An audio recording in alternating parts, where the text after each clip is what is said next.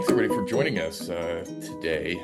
As we let some other folks in and trickle in, we're here to have a conversation with Dr. James White at Rutgers University. This is a good chance for everybody to get their specific questions answered about the rhizophagy process. As we at Think Regeneration work around the country with growers ranging from 10,000 acre large scale crop growers to less than an acre market gardeners, the interest in this process that's happening below the soil is increasing, and we're starting to hear it all over the place. We heard it this summer in Illinois at an event when John Kemp was speaking and spoke about it, and we've had lots of questions from the biofarmers in the Pacific Northwest asking about this, and so we're really excited to have everybody here today to help spread the word, because I think this is a really critical piece. When we talk about our mission at Think Regeneration is to help accelerate change for leaders around the country, and the research and science that Dr. James White's team is providing us to be able to help people really understand this is really critical. And that's really why we're really honored to have him spend the hour with us today, and really flattered that he would do this for us. So Dr. James White, thank you again for making the time and the energy. He and I connected a few years ago at an Acres USA conference, and I remember everybody leaving that talk with their mouths open going, oh my gosh. And it was just a really first time a lot of us had ever seen what really happens underneath the soil and how smart these plant microbial relationships are. So I'm going to start talking, and I'm going to let Dr. James White get started here as we get in. So I welcome everybody. Thank you all for being here. And Dr. James White, go ahead and take it from here. Thank you, Ryan. I really appreciate being invited, and happy to be able to talk to you guys with this conversation. Have a nice conversation. I'm going to show some slides though, and this is kind of a bare bones slide set, so it just meant to get us started. And let me see if I can't do that. Okay, did it? So I'm going to talk about endophytes in plants and rhizophagy cycle. And this is basically, I mean, you guys are all, I mean, I just made these slides to kind of contrast what I call chemical agriculture, using mostly chemical inputs, with biological agriculture, regenerative agriculture, right? I call it biological agriculture because microbes are involved. And just to contrast, the products of chemical agriculture are generally less nutrient dense, and the crops themselves tend to be require more chemistry to control disease and so forth, because without microbes you get more disease that you have to then use more chemistry to control, and more fertilizer to push the crops. And more problems with stress. That's the other issue, because plants don't become stress tolerant without microbes. But with microbial agriculture, biological agriculture, there's a lot of recycling involved. Products are more nutrient dense. You don't get any runoff. In fact, it's more like closer to 100% efficiency, whereas conventional agriculture, fertilizers is probably about 30 to 40% efficient, with most of it being runoff. But you don't get any runoff when in biological agriculture. Okay, and that's what this slide shows. Basically, to the right, okay, to the left, the idea is, you try to put chemical fertilizers into a plant, and some goes in 30 to 40%, most of it doesn't. And so then you have this environmental degradation and money waste and all kinds of stuff. Whereas in biological agriculture, we really are using, at least part of the nutrients come from endophytes that become intracellular. They go inside the cells of the plant, and then it's there where they're extracted from nutrients. And this is basically 100% efficient. That is to say, there's no loss, right? There's no loss to the environment.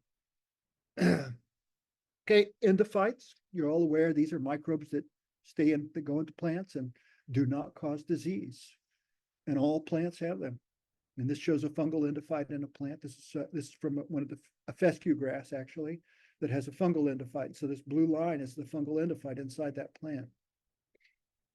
This shows a bacterial endophyte. This is a bacterium called Micrococcus, and you see it actually in the root cells here. You can see these cells beneath. Those are the epidermal cells of a root near the root tip of a plant, and you can see the Micrococcus, the little sphericals, little clusters of blue staining bacteria inside there. This is typical endophytic. This is what we see. Plants are filled with these microbes, and I don't mean just a few.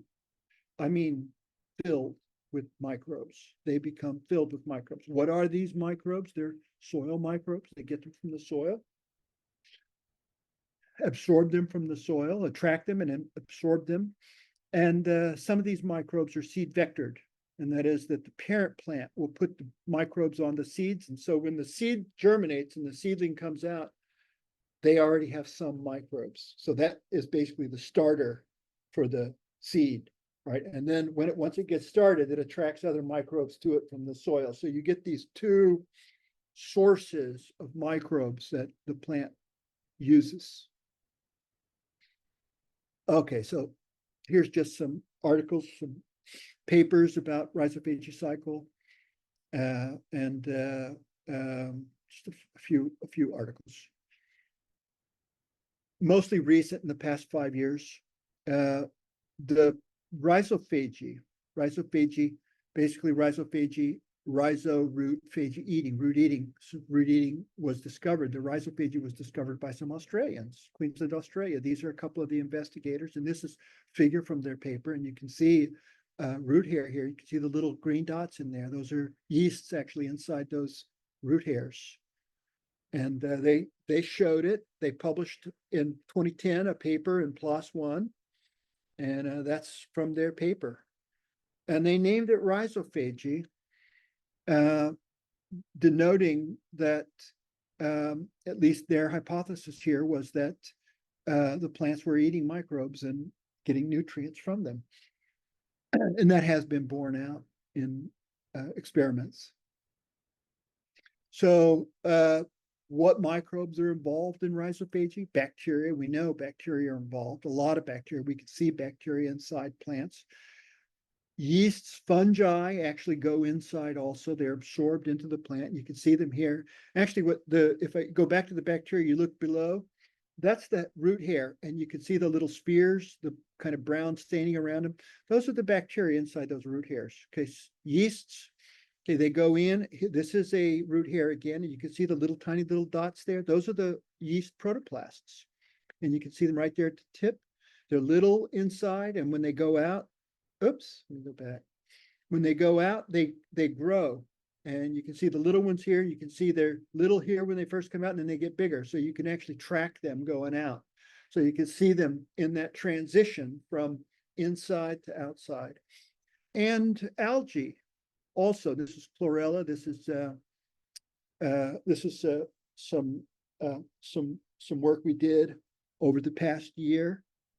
And you can see a chlorella alga here, and you can see the little around it are bacteria, and actually there's some little dots in that alga. Those are actually bacteria in the alga. So these are bacterial endophytes that these algae are carrying.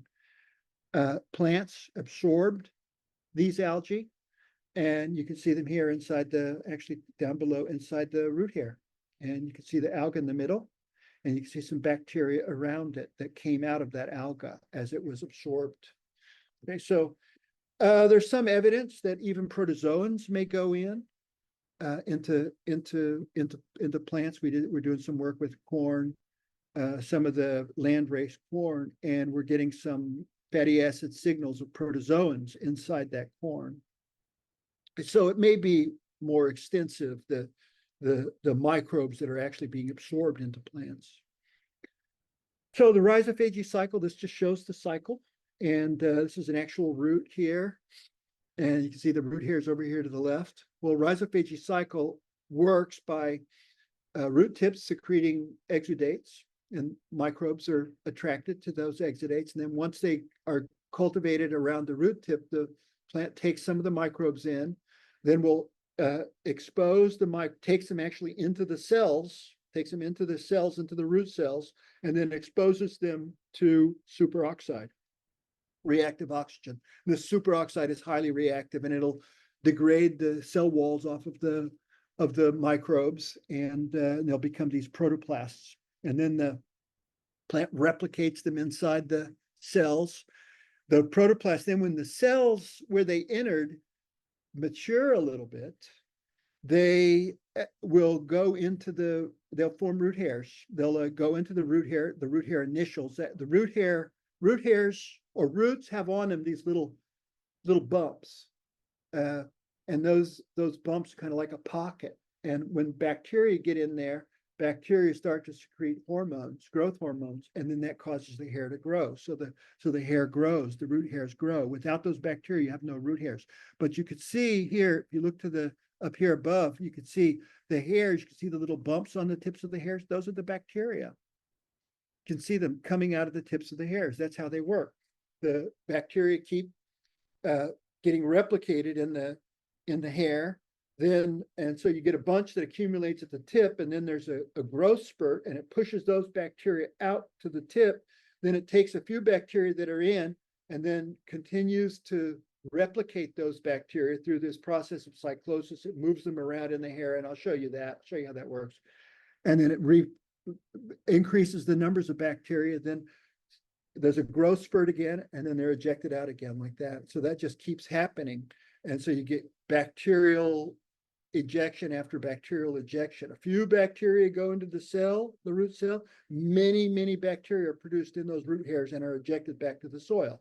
So these plants are actually cultivating these bacteria and making a lot of them, or these microbes, and making a lot of them in the environment, in the soil around the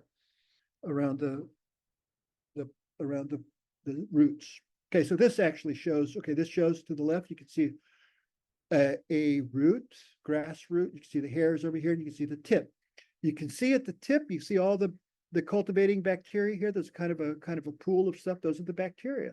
That's where they're taking them in. They take them into the cells there, and then they trigger hair development. And here you can see the bacteria being ejected from the hairs. Here, you can see in this case, we used a fluorescent stain, so we can see the bacteria. You can see they're in clusters when they're ejected out. This is how it works. There's a bunch of them to come out. And you can see to the right, you can see a hair, and you can see a little bit of bacteria, a couple of bacteria coming out there.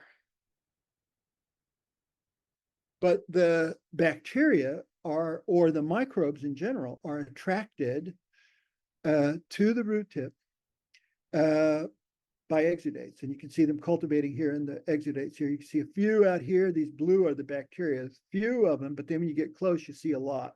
And that's where a lot of the exudate is. And the plant takes the bacteria into the cells at that area, absorbs them in.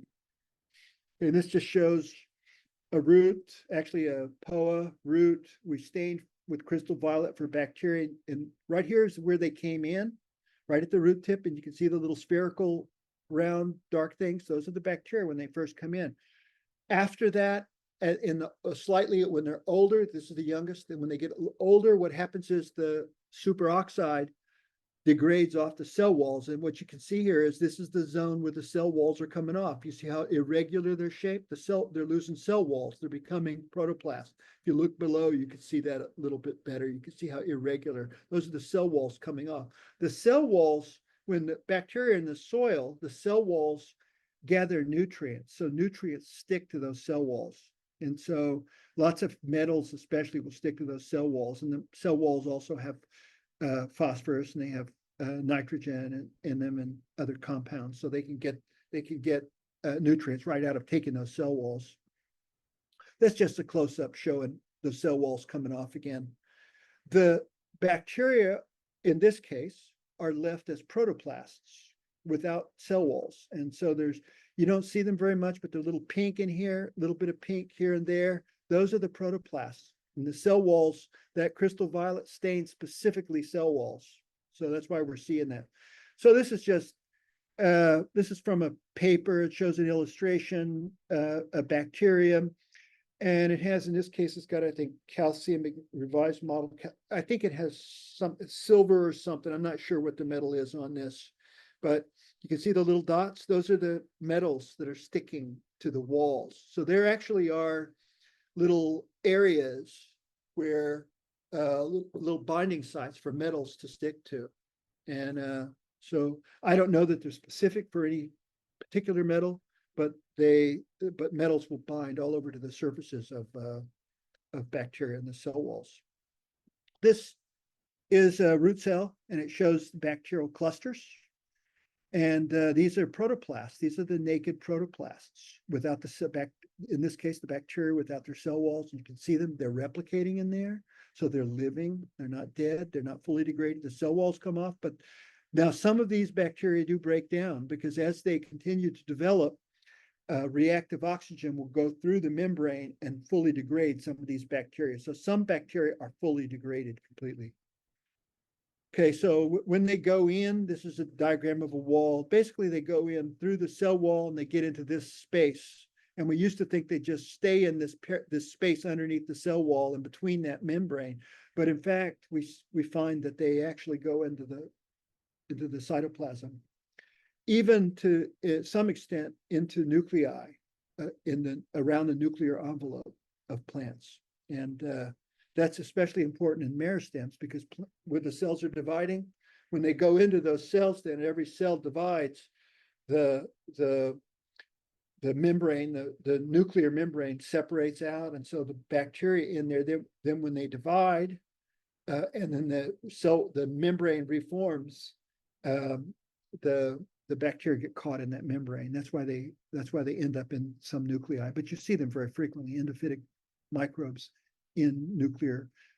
Okay, this just shows the bacteria with their rods, and when superoxide hits them, they lose their cell walls and they form these little protoplasts. And these protoplasts, the important feature of the protoplasts is that the plant can replicate them very rapidly and make clones of them, essentially make copies of them and use them for development and use them for nutrients. In the case of some nitrogen is liberated by some bacteria, especially in the meristems of plants, especially the root tip meristem and the shoot meristem, and in fact, all developing cells will show some nitrogen in them around the bacteria that are present. Okay, so the microbes are important because they control essentially plant development. They control plant development. They control cell divisions in plants and cell growth in plants, especially in like root hair elongation, any kind of plant hair elongation, any kind of cell sizes, so forth. Microbes are important. Also, the behavior in plants in terms of gravitropic response. And at some plants, we remove the microbes and these plants lose gravitropic response. Normally, roots grow down. We remove all the microbes and they don't grow down anymore. They stay on the surface or they go in the air. So their whole behavior changes. The branching, there's less branching if you remove the microbes. More microbes, more branching. Excuse me. So sorry. Allergies. Sorry. And also root and shoot elongation. With microbes there, you see more root elongation. Shoot, yes, shoot, but less than root, less than root. Roots are really impacted by having microbes there. You know a healthy plant when you have a healthy root system. Sometimes the shoot may not look any different than the roots, but may not look different from other plants. But if you look at the root systems and they're more massive and they're more branching, more architecture, that's a healthier plant. That's a plant that's going to be more stress tolerant and have better nutrients and more microbes. And the microbes do that. Microbes make that root architecture. This shows a Bermuda grass where we remove the microbes, and you can see it. This is a root tip here to the left. You can see there's no hairs on this.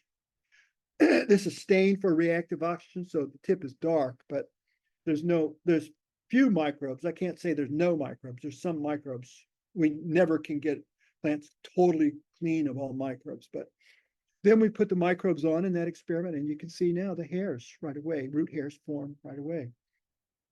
You can see them here. You can see them. In the hairs, all the little brown dots, those are the bacteria. In this case, bacteria inside, little dots in there. You see the bacteria. Here you see them on the surface. They're on the surface. You have them covering. So we definitely have them out there too. And inside.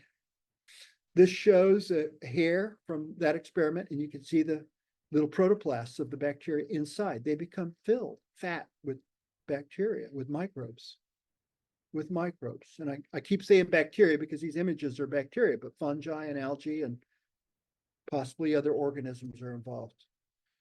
Okay, so why do we have elongation? Why root hair elongation? Why cell growth? Why do microbes stimulate cell growth? Well, the reason why we think, based on histochemistry experiments, is because the microbes are producing hormones. Hormones that they're producing are ethylene, which is a plant hormone, a growth hormone, and also a stress hormone, but a growth hormone. Nitric oxide, which is a growth hormone, and also an antioxidant, by the way. And nitrate is also formed in there. We think the nitrate is probably formed because of the oxidation of nitric oxide all the way down to nitrate. But those compounds produced by the microbes in the hairs cause those hairs to elongate. And so whenever the microbes are there, you get root hairs getting longer and longer and longer and longer until there's no microbes left. Okay, just to show you some of that, this is sedge, and sedge grows on these limestone coral deposits and on the island of Bonaire and other islands like that. But they don't have soil, but they have lots of microbes. This actually is one of the root hairs from that sedge. And you can see the little brown things. Those are the bacteria inside those hairs. And this one is fixed, stained, so you can see the bacteria. But if you look above, this is now living. And this is how hairs actually work. This is all root hairs are really active processing structures. They process microbes. And you can see the little shadows going around, moving them around. Those are the bacteria that are being moved around. This is cyclosis, or the streaming of microbes inside the root hairs. And that's two things. For one thing, any nutrients that are coming out of the microbes are going into the plant, and the plant's taking them. The other thing is that the plant, in moving the microbes around, is breaking up these protoplasts to make copies. And so it's making more and more and more copies in order to continue growth and continue pushing those microbes out into the soil. So it's easy to see this. It's easy to see this. Sometimes I talk to people who are really smart too. They work for companies and stuff like that. They're just clueless. They're clueless. They haven't ever seen anything like this. They've never seen microbes in there. Everything I tell them, it's like frustrating. They just are really not as open to new things, unfortunately. But anyways, that's just my griping. Sorry. This is a hair, sedge hair, and you see what's happening. You see the movement, right? See the movement, and you see these microbes are moving to the tip, and they're dropping them right there at the tip. They're dropping every now and then. You can see one getting caught, captured, pulled back. You can see that one pulling back in. But you see in the tip, the fact that they're accumulating there, that's where they produce en masse growth hormone. And that growth hormone then causes this hair to grow, this root hair to grow. And then it ejects those bacteria out, and then these ones on the side continue to develop and increase, and then are deposited right there at the tip again, causes another growth spurt. That's how hairs work. That's how they grow. That's how it works. This is one of these hairs, and you can see it. Actually, this one is full of bacteria. You can see the bacteria. Some of them are staining, but most of them are not. It almost looks like white cottony in there. Those are all bacteria. Those are all bacteria. You can see them coming out of the tip. You can see how fat they are. They're fat with microbes. They're fat with microbes. Hairs are about microbes. Well, they're also about absorbing from nutrients from the soil. They do work to absorb. It's too logical. We know that there has been work that shows that root hairs increase absorption into roots. Of course, that also could be a microbial effect in that you have the root hairs when the microbes are there. When you don't have the microbes, you don't have the hairs. And so there's less interesting anyways. We have to sort all this out still to, kind of figure out how much comes from every source. This shows an ejection. You see bacteria in it, and you see bacteria after they're ejected. You see some in transit in there at the tip, or what looks like little bacteria trying to come out, little protoplasts coming out. There's pores there. You can see a little pore, and you can see some blue there where the bacteria came out there. Hairs, when they grow, have little pores. They make little pores on the tip because that tip is expanding always. So rhizophagy cycle is a nutrient absorption. It's a nutrient process. And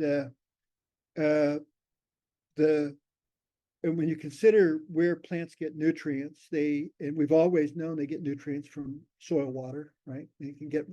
Soil water has nutrients in it, they can absorb it. That's why our chemistry works, because that's how plants can get nutrients. They do get nutrients. They can also hook up with mycorrhizae and get nutrients from the mycorrhizae. That works really well, but sometimes we don't have as many mycorrhizae in our cultivated fields. So that might be some limitation in some cultivated fields. Regenerative fields would be different. You would have mycorrhizae developing there. Also many other microbes. And then you have the nutrients that are oxidatively extracted in the rhizophagy cycle. Okay, so ones that go inside and they're hit with superoxide, and then the plant gets nutrients out. So you have at least those three sources. And just to kind of illustrate that, we did a couple of experiments I'll talk about. One of them was this 15N protein absorption experiment. And basically what we did was we took we took bacteria and we fed them isotopic nitrogen, 15N, so we could essentially label all their proteins. Then we extracted the proteins out. We put that in agar. Okay, we put it in a medium, and then we put plants on that agar. Plants with their microbes and plants without their microbes. Okay, and then we grew them for a period, and then we measured the amount of nitrogen that went into the plants. So this is what the setup looks like. You see plates here, you see agar there. This agar, this medium in it has the protein in it, has the 15N label, the bacterial protein labeled in it. And to the left has bacteria, to the right, bacteria reduced. And these are grass seeds, these are tall fescue. So that's what that's kind of how that looked. And this is the result. And you see where the protein, this big bar here is where the protein and where the bacteria were present on the grass. You had this much nitrogen that went into the plant way up here, right? And then where we did not have the bacteria, we had 30% less. So rhizophagy cycle, this is for nitrogen, right? Rhizophagy cycle is worth about 30% of nitrogen. So there's that much, at least according to this experiment. But we find that in other experiments, when we actually look at plants where we suppress superoxide and measure nutrients, compared to those where we don't suppress superoxide and measure nutrients, then what we find is the divalent metals are really, really significant in the oxidative portion. And those divalent metals, things like magnesium and iron and calcium, manganese and magnesium and so forth. In fact, zinc and all of these nutrients are impacted, but these divalent metals tend to be the most significantly impacted. Manganese is really special for rhizophagy cycle, like 700% more compared to without. like very much more manganese. But these are really important nutrients. So plants are using rhizophagy cycle to get the most critical nutrients for their development. So just to summarize, and then we'll be done here. Just to summarize, so from rhizophagy cycle, plants get microbes and they get nutrients. Okay. The other thing that happens when they do rhizophagy, when they absorb nutrients, when they have endophytes, then they show increased oxidative stress tolerance. And that's because they're interacting with these microbes using reactive oxygen inside their cells. And that causes them to upregulate antioxidants to protect themselves. That's what we think is happening. The research data that we have from studies suggests that the plant is producing antioxidants because they're doing this. But of course, the microbes may also be producing some antioxidants. We know they are. Anyways, that results in hardiness, increased hardiness and stress tolerance in plants. And that means they're climate change, it means salt, it means heat, it means diseases. The plant gets tougher and hardier. Also soil pathogens, the microbes that are involved in rhizophagy cycle come out of the plants, and some of them will colonize pathogens, fungi in the soil that cause disease, things like damping off pathogens, alternaria, for example, and fusarium get colonized, and the bacteria will go all over the surface, but also go inside the hyphae, and that changes the behavior of the fungus. Fungi tend to be not aggressive, not pathogenic when they have bacteria. And this is experiment. These are experiments we've done many, many times and seen the effect many times. Very repeatable. And Jeff Lowenfels, he wrote a book, Teaming with Bacteria, Organic Gardener's Guide to Endophytic Bacteria in the Rhizophagy Cycle. And these are people who contributed to that work. And I am done with those slides. So we can commence with the discussion now. Awesome. Thank you, Dr. White. I've always learned something from that presentation. So thank you. I know we've got some questions out there. I know we got one from Matt and Liam at the Shire Regenerative Farm here in Illinois. Matt, do you want to ask your question, or would you like me to? Feel free to unmute and ask if you'd like to.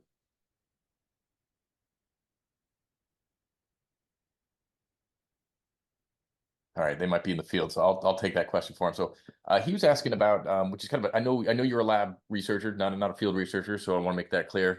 You're going to embarrass me, Ryan. I know you're going to embarrass me. One of these questions with 3 parts, Yep. and I got to weave them all together. See? No, See what I got to put up with? Go ahead, Ryan. I'm here to harass you in a healthy way. The question was, one of the common practices is to sterilize root cuttings, and they wondered if there's actually if they're doing some damage there, if the roots would actually be containing beneficial microbes that they'd be killing off when they sterilize that. Any thoughts on that? When they sterilize the root cuttings, are they killing all the roots and getting a fresh start with new roots? Is that the idea? Generally, yeah. Yeah, they're going to be losing microbes, but the microbes that are, well, they're definitely going to be losing microbes, and it's to be seen how damaging that is. Some of the microbes will just go back. When you get fresh roots forming, they'll you're definitely losing microbes, because a lot of them, when the roots go down into the soil, some of those microbes are cycling just in the root tips, right? So if you sterilize those roots away, you lose all of those microbes. Now there's other microbes that are going to be probably in the xylem and the phloem and other cells, that when you have the branch roots forming, these endophytic microbes are going to go out with them and kind of like a seedling start, right? So, but yeah, there's definitely, now how significant is it? I don't know. We'd have to see. They could do those experiments just by doing less sterilization as one treatment, and then more sterilization as the other treatment, like a light sterilization for the root, one set, and just see how plants perform after that. Could we clarify the question? Can you hear us okay? Yeah. Yeah. When I say a cutting, I mean cutting off a branch of a plant to propagate it. So if you're making cuttings of lavender or rosemary, you cut off the branch, you strip the bottom leaves, you lightly bruise the outer bark so that the green inner layer is showing. Some people dip it into a root stimulant. I like arrowroot, powdered arrowroot, and then you put it into sterilized vermiculite. Vermiculite seems to work really well for fine hairs to grow rapidly. But if it's the bacteria that is stimulating the root development, then why have sanitized or sterilized pots and sterilized medium? Would it not be better? And why be so hyper conscious of keeping any root stimulant, whether arrowroot or something else? Why keeping that so sterile? Because I mean, that's the number one rule I learned when I started doing this was never contaminate your root stimulant, whatever you're doing. And then, but I still get like sometimes 25 to 50% failure rate on my cuttings.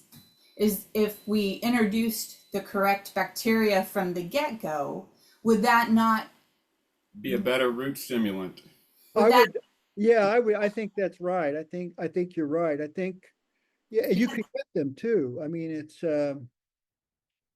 you can, we're routinely moving microbes simply by grinding up plant material with microbes in it, and getting the juice, and then germinating seeds in it. So you could actually take your medium, take microbes out of leaves and try to put some in your rooting medium, right? It's not agarose, it's vermiculite or something you said, like moisten that with whatever it is, with this exudate from the, not exudate, but ground up liquid coming out of plants, right? Coming out of the plants that your plant's a target, your target plant.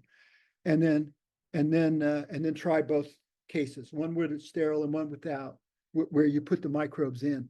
That's what I would do, and see if you could increase the survival rate. Yeah, so? 'cause your reasoning is sound to me. That's, I would try to do that. Yeah, I love to experiment because I find so much information that isn't written down that way. But the question I have is and you're using a lot of fancy words, and I appreciate the terminology but I'm going to clarify it for me. My husband's the scientist. I just grow things. So you want the plant sap from the plant that you're trying to propagate, or will any plant sap work as a bacteria infuser? I would. Or would you stick with the plant that you're I trying to? would tend to go to the plant, to at least something closely related to the plant you're propagating. Okay. So, So if it's a mint or whatever it is, what is it, Matt?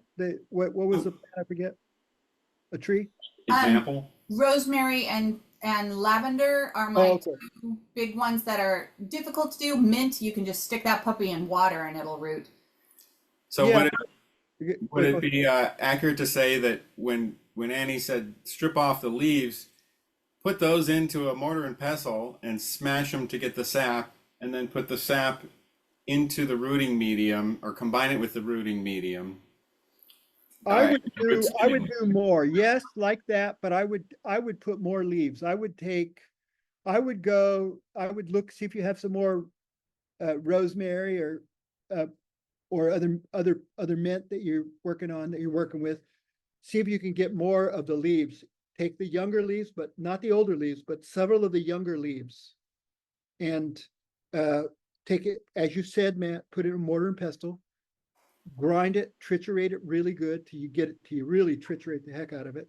Put a little water in there, moisten it, and then put it in your rooting medium and try that. Has anybody ever done this? No, we've never done that. We do it all the time with seedlings. So yeah, and it makes a huge difference. What happens is, for one thing, you don't get disease. So fungi are not eating up won't eat up your plants. And the other thing is that they also will stimulate rooting. The bacteria will stimulate rooting. So I That's mean, so awesome. yeah, So you could do it a different way. You could dig up the roots and do an experiment where you have also to clean the roots off and then grind them up and then put that in there. But really it's cleaner if you do because there's so many microbes in the roots. It's yeah, cleaner if you use the leaves. And then we're assuming that these leaf endophytes are going to have a good stimulatory effect. We have seen that, when we grind up leaves and put them on. We actually get there's plenty of endophytes coming out of those leaves that you can then use for rooting. So, and what's the viability? I mean, how long will this Sap. sap juice be active or viable before I have to make the next batch? Should I do it? I'd use it right away. Yeah. Fresh. Use it fresh. You could try it. You could experiment with it. You could experiment with storing it, but I'd use it right away. Okay. Because I have noticed that cuttings that are taken and from start to finish in less than 20 minutes, like everything's there, you're all ready. You take the cuttings, you do them, you put them in their domes or their bags or whatever you're using, and they're done within 20 minutes.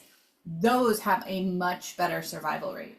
It doesn't matter what it is. It could be clematis, it could be herb cuttings, it could be gooseberry propagation. It doesn't matter. If it's done within 20 minutes of the time it leaves the parent plant, much better survival rate. Oh, good. That's amazing. That's amazing. Well, thank you. I appreciate that. I'll be curious to see how the experiment goes. Will you let us know? Yeah, me too. I have a new greenhouse, so I'm going to do overwintered cuttings this season. I'm actually going to do 4 trays in a previous method, and I'll do 4 trays in the new method, and we'll record the data and keep them labeled and let you know. Cool. Thank you. That's really helpful. So appreciate that. Sarah Kao had an interesting question for you, Dr. White, and just so you don't blame me, this is her question, not mine. Well, the complicated question wasn't yours either. Yes. Yeah. It's not me, it's the people that we represent. They're already way into this. Smart people Yes. with complex questions. That's it. Sarah's working with us on some food as medicine programs and really helping us understand the connections between this rhizophagy cycle and what happens in our gut health as well. And so Sarah, do you want to ask the question? Are you available? I just want to give her a shot. A lot of the bacteria names were familiar with her gut research, and she wondered if you've looked at the connection between the soil microbe and the human microbiome, and if there's any overlap between what we're seeing in the behavior that you're seeing under the soil and the behavior that we're seeing in the vascular system ultimately. Tomato. If you look at tomato is an interesting plant. It's a gut vectored seed, right? It attracts birds, and mostly birds, I think, to come eat these tomatoes. It goes through the guts of the animal, to the bird.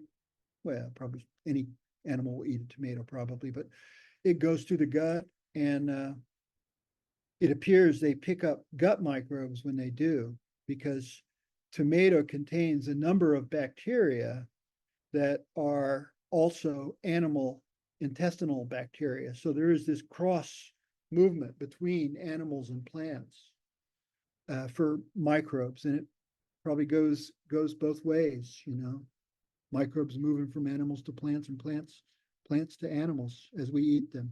And of course, all that is limited now. We're having limitations because we're eating all sterilized food, and all of our chemical foods that we eat are purified foods, sterilized, and so we're losing that connection. We're losing those microbes. That's another reason why we have to have, regenerative and organic agriculture everywhere, so we can get, build our microbiomes back up, our gut microbiomes. But yeah, is that the connection? Was that the Sarah's question? I think so. Yeah, that was really helpful, and I think we get that question all the time. So thank you, Sarah. I saw your quote in there or your comment in there. And I guess the other way to look at it, just to kind of connect the dots, is if we're in our gardens or fields and we pull up a tomato plant and we do not see root hairs, are we pretty sure that that's going to be an indication that that tomato is going to be less nutritious than the plant next to it that has a lot of root hair development? Well, I don't think so, because it's easy not to see the root hairs when you pull them out of the soil, because the root hairs are really right down at the tips. I mean, it's rare to see a root with hairs all along the roots. Occasionally you see them, but mostly they're down at the tips and they're easily brushed off. So you may not, if you pull them out, you may not be able to tell really. And not necessarily tomato. It's a plant that really has preserved. I don't know if you ever look at it. If you pull a tomato, if you germinate a tomato seed and you look at the root tip, it is streaming with microbes falling out of it, coming out of it. So the tomato in the seed carries a lot of microbes with it. And I think it's hard to get rid of them because they're actually inside the seed itself. And so we can't sterilize them to get rid of them. They have biofilms in there around the embryo. And we've seen those biofilms in there. But because of that, we can't make a tomato. With some grasses, most of the microbes are on the surface, so we could sterilize them and get rid of them. But with tomato, we can't, because they're inside the seed itself. And some plants, it's like that, and those tend to have pretty good endophytes. But of course, if you have crappy soil, they're not going to get the other component of the microbes. They'll have the endophytic ones, right? But then the others aren't going to be there unless you have good regenerative, healthy, biologically rich soil. That's fascinating. Thank you. This is really, really interesting stuff. If I got a couple other questions, but please weigh in if anybody else Go ahead. has questions. I guess, and this is probably a technical question, but in your experiments, are you starting to understand how the plant communicates to these bacteria? You mentioned that they will actually leave with some type of signal to go retrieve a nutrient to bring it back into the plant. Do we understand how that is actually happening? Yeah, that's not complicated. It's not complicated. It really is quite simple. Plants, at least in terms of nitrogen, if you think about it, when plants lack nitrogen, what they do is they withdraw nitrogen from their exudates. So they don't put out any nitrogen. Instead, they put a bunch of sugar out and organic acids and so forth, but no nitrogen. And what that means is that the bacteria who are able to grow there, replicate and grow there, are the ones that are able to fix nitrogen. And those are the ones they take in. And there's plants are manipulated for other nutrients. There's other, they have other strategies for other nutrients, which is not as easy to understand. And so I'm not going to talk about it, but the nitrogen one is very easy to understand. And, that's how that works. But of course, the signaling is complex. The signaling is they put exudates out there as an attractant. Microbes that come along are also, that grow there, are also then produce ethylene. And then the plant can detect that ethylene. And we think, not really clear, but we think it's maybe the ethylene that the plant knows it's a good microbe to absorb and then take it in like that. That's not entirely clear, but we do know there's this crosstalk that happens, and between the microbes and the plants, and that communication, it even goes to the level of stress tolerance in the plant, because what happens is when the microbe secretes ethylene inside the cells or even outside the cells, that causes the plant to secrete superoxide. We think that's the part of the crosstalk. Secrete superoxide onto the microbe. And then what that does is that'll also take the cell walls off the microbe and start extract nutrients out of the microbe, but it does something at the same time. It will also oxidize ascorbate in the plant. Vitamin C, right? Vitamin C gets oxidized with superoxide. And then that oxidized ascorbate acts as a signal molecule that then goes to the stress tolerant to cause stress tolerance in the plant downstream stuff. It does other stuff, right? Increases antioxidants and phenolics and more stuff. So it's a signal then. So that's part of that. Did that answer that, Ryan? Take that question? Yes. Yes. No, thank you. I appreciate it. Yeah, that's always been a mystery to me. So thanks. We're still trying to figure it out, Ryan. We're still trying to figure it out. Not enough people are working on it. Yeah, I echo that 100%. Camille, do you want to ask your question? Yeah, thanks, Dr. White. Okay. Thanks, Ryan, for putting this on. I'm curious, I know you talked a little bit about this, but I'm curious about the sort of early stages at germination and into early emergence before there's strong root development for rhizophagy. What is the mechanism of the microbial interaction at those beginning stages? They all come from inside. Okay. It's all So from if inside. At the if beginning, it's- it's all from inside. At the very beginning, it's all from inside, right? It's all from inside. The plant, the root tip comes out. I probably shouldn't say it's all from inside, but there's some experiments that David Johnston Monhay, who's now in Columbia, did that shows that corn, at least with corn seedlings, no, with a number of different seedlings, the first using sterile soils, and then he planted the seeds there, and then he measured microbes that went into the soil. And what he found was that early on, all the microbes were internal. They were from endophytes in the plant very early on. But of course, that's a very artificial system because what would have happened in the real world is you would have had microbes from internal and you would have had things immediately coming from outside.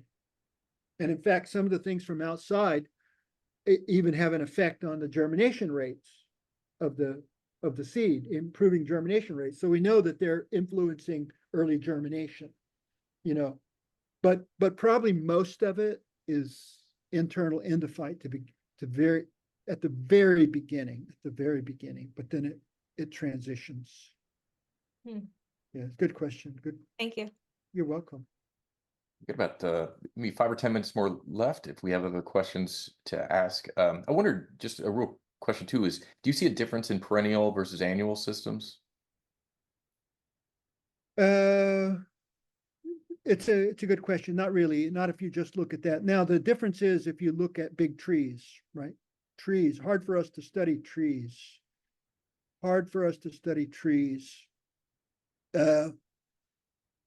But they do have their microbes. They do have microbes that they seed vector. They do rhizophagy, at least early on. After if it's a mycorrhizal tree, mycorrhizae will colonize roots and kind of block out any possibility of rhizophagy cycle from happening. But then you have ectomycorrhizae that are working in those plants, and so it may not be as important. We don't know about every single plant, but I mean, I've heard even about blueberries or was it cranberries? I forget, one of them, that typically you don't see root hairs on them because they grow in acid soils and that suppresses bacteria. So you don't tend to have root hairs forming. Instead, they substitute that with ericoid, what are called ericoid mycorrhizae, or just blueberry mycorrhizae, right? That then colonize. But of course, low pH does not inhibit fungi. So they can then grow and they kind of make a mycorrhizal replacement for root hairs and rhizophagy cycle.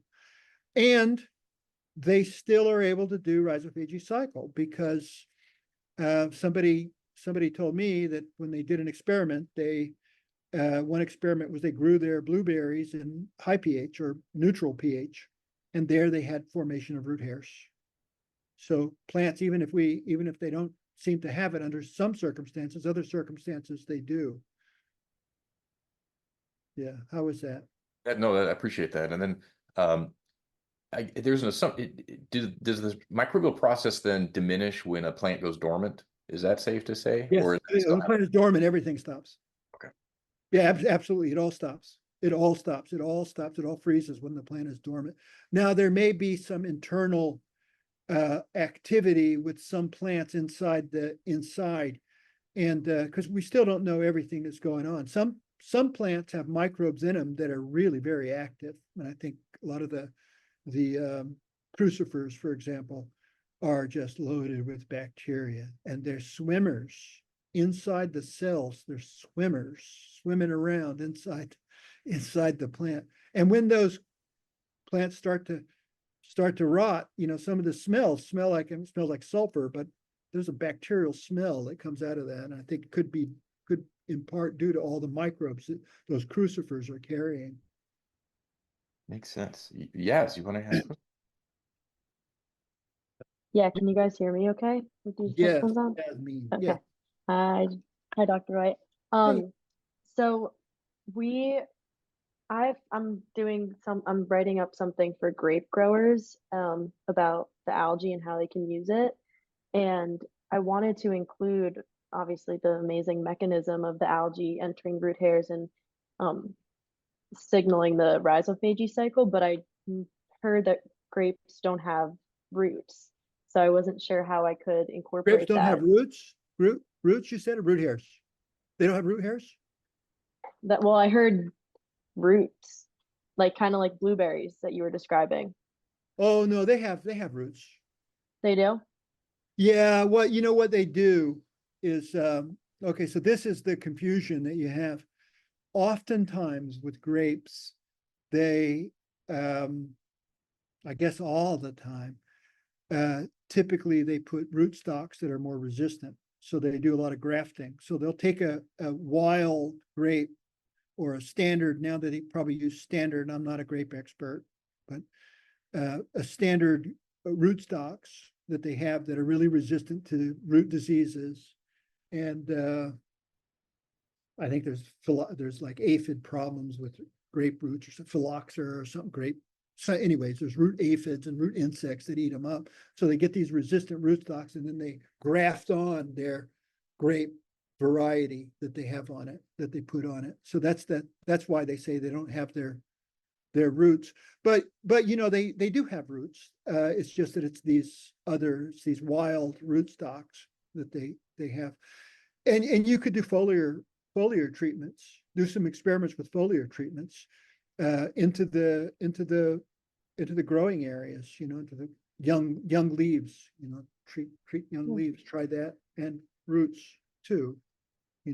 They still may absorb them and move them in the plant, move them all the way up. In fact, the classic experiment with microbe movement in the plant involves grapes. And what they did really is they took a yeast and they put it on the root of a grape. I think it was I don't know what kind of grape it was. It was a grape. They put it on the root and then they tracked it up. It took a couple of, I forget exactly how long it took now. I forgot. I want to say 4 hours. I want to say 4 days. I forget. But it took a little while, a little bit of time, not long. And then it was up in the leaves. So it'll move. They move from the roots to the leaves, to the shoots. So it probably still will work with the, even though they have this rootstock for grape that they use it's grafted rootstock. Okay, thank you. That's interesting. welcome. And then for blueberries, Yeah. because you said blueberries don't have roots, you said Root the hairs. Root hairs. root It has to be. The reason they don't is because the acid in the soil suppresses bacteria. So it's the funny thing. Acid in medium or in the soil will cause bacteria not to grow. They don't grow well in that. But fungi grow well. Typically, many fungi will grow well in those kind of acid environments. So hence they replace root hairs, no bacteria. They can't get bacteria, so they replace root hairs with mycorrhizae. What they do basically, rhizophagy is replaced by mycorrhizae. Thanks. That's it. Amazing. Well, Dr. White, I will probably shoot you a couple other questions that we got as well that we might just be able to answer offline for our folks. I love the question about, can we smell bacteria when it's present? And I think You can. You actually can. When it's a lot, you can smell the bacteria. that's what I can smell it. that's amazing. That's one of those senses we don't use enough in the field. Yeah. So I appreciate all you're doing. Again, thank you everybody for attending. Everybody on this call is doing just amazing work in this space. And so I just want to thank everybody for all the hard work they're doing to move the needle and actually make some progress out there with our agriculture systems and our food supplies. So Dr. White, you're a leader in this thing. We really appreciate all the work you're doing. Please pass along our thanks to your team as well. I know we give you lots of spotlight, but there are all sorts of people you're working with who are working hard on this stuff. So please sincerely pass along thanks for us, and hope everybody else has a really good day. We will have this out on YouTube in the next couple days, and we'll share that with the group as well. So please feel free to share this with your networks who couldn't be here. So thanks again, everybody. Have a great day. And thank you all too. I really enjoyed it. Okay. Bye-bye.